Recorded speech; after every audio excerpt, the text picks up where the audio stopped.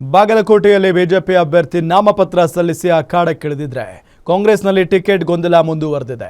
ದಿವಂಗತ ಮೇಟಿ ಕುಟುಂಬದಲ್ಲಿ ಫೈಟ್ ನಡೀತಾ ಇದ್ದು ಸಂಧಾನಕ್ಕೆ ನಾಯಕರು ಹರಸಾಹಸ ಪಡ್ತಾ ಇದ್ದಾರೆ. ಇದರ ನಡುವೆ ಬಿಜೆಪಿ ಗೆಲುವಿಗಾಗಿ ರಣತಂತ್ರ ರೂಪಿಸಿದೆ. ಏನದು ರಣತಂತ್ರ ಬನ್ನಿ ನೋಡೋಣ. ಕಾಂಗ್ರೆಸ್ ಟಿಕೆಟ್ಗಾಗಿ ಮೇಟಿ ಕುಟುಂಬದಲ್ಲೇ ಫೈಟ್.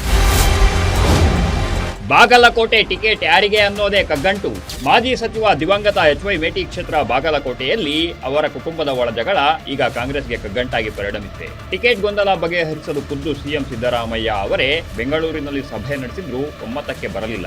ಇದು ಕುತೂಹಲವನ್ನ ಹೆಚ್ಚಿಸಿದ್ದು ಕಾಂಗ್ರೆಸ್ ಮುಂದಿನ ನಡೆ ಏನಿರಲಿದೆ ಅನ್ನೋದು ಯಕ್ಷಪ್ರಶ್ನೆಯಾಗಿ ಕಾಡ್ತಿದೆ. ದಾವಣಗೆರೆ ದಕ್ಷಿಣ ಹಾಗೂ ಬಾಗಲಕೋಟೆ ಟಿಕೆಟ್ ವಿಚಾರಕ್ಕೆ ಬೆಂಗಳೂರಿನಲ್ಲಿ ರಣದೀಪ್ ಸಿಂಗ್ ಸುರ್ಜೇವಾಲಾ ಸಭೆ ಮೇಲೆ ಸಭೆ ಮಾಡಿದ್ದಾರೆ. ಎರಡು ಕ್ಷೇತ್ರಗಳ ಬಗ್ಗೆಯೂ ಸಿಎಂ ಸಿದ್ದರಾಮಯ್ಯ ತಮ್ಮ ಅಭಿಪ್ರಾಯವನ್ನು ತಿಳಿಸಿದ್ದಾರೆ. ಆದರೆ ಯಾರಿಗೆ ಟಿಕೆಟ್ ಅನ್ನೋದು ಇನ್ನೂ ನಿಗೂಢವಾಗಿಯೇ ಉಳಿದಿದೆ. ಗೊಂದಲದ ವಿಚಾರಕ್ಕೆ ಪ್ರತಿಕ್ರಿಯೆ ನೀಡಿರುವ ಸುರ್ಜೇವಾಲಾ ಎಲ್ಲರಿಗೂ ಆಸೆ ಮತ್ತು ಆಸಕ್ತಿ ಇದ್ದೇ ಇರುತ್ತೆ. ಅವರಿಗೆ ನ್ಯಾಯ ಕೊಡಿಸುವ ಕೆಲಸ ಕಾಂಗ್ರೆಸ್ ಮಾಡುತ್ತೆ. ನಾವು ಗೆದ್ದೇ ಗೆಲ್ತೀವಿ ಅಂತ ವಿಶ್ವಾಸ ವ್ಯಕ್ತಪಡಿಸಿದ್ದಾರೆ. ಎಐಸಿಸಿ ಅಧ್ಯಕ್ಷರು ಮುದ್ರೆ ಹೊತ್ತಿದ ಮೇಲೆ ಟಿಕೆಟ್ ಫೈನಲ್ ಅಂತ ಸಚಿವ ಆರ್.ಬಿ. ತಿಮ್ಮಾಪುರ ಹೇಳಿದ್ದಾರೆ. As far as Congress party is concerned, in Karnataka as also in rest of the states, we are united. I am here. My colleague AICC secretaries are here because Congress party believes even a single person's viewpoint must be heard.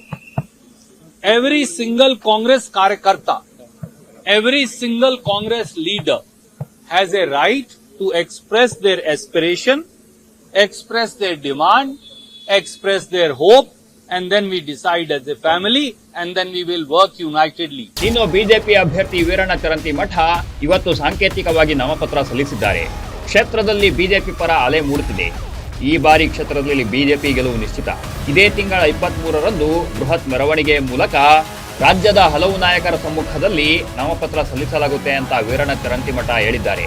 ಭಾರತೀಯ ಜನತಾ ಪಕ್ಷಕ್ಕೆ ಅತ್ಯಮೂಲ್ಯವಾದ ಮತವನ್ನು ಕೊಟ್ಟು ಅತಿ ಹೆಚ್ಚಿನ ಮತಗಳಿಂದ ಗೆಲ್ಲಿಸಬೇಕು ಅಂತ ಹೇಳಿ ನಾನು ವಿನಂತಿ ಮಾಡಿಕೊಳ್ತೇನೆ.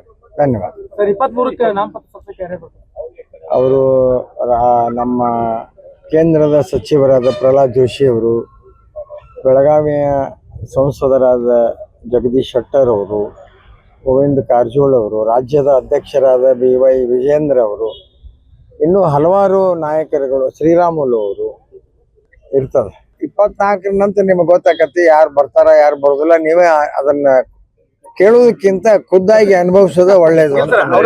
ಒಟ್ಟಾರೆ ಬಾಗಲಕೋಟೆ ಬೈ ಎಲೆಕ್ಷನ್ ನಲ್ಲಿ ಕೇಸರಿ ಪಡೆಗೆ ಉತ್ಸಾಹ ಹೆಚ್ಚಾಗಿದ್ರೆ ಕಾಂಗ್ರೆಸ್ ಟಿಕೆಟ್ ವಿಚಾರದಲ್ಲಿ ಗೊಂದಲದ ಗೂಡಾಗಿದೆ.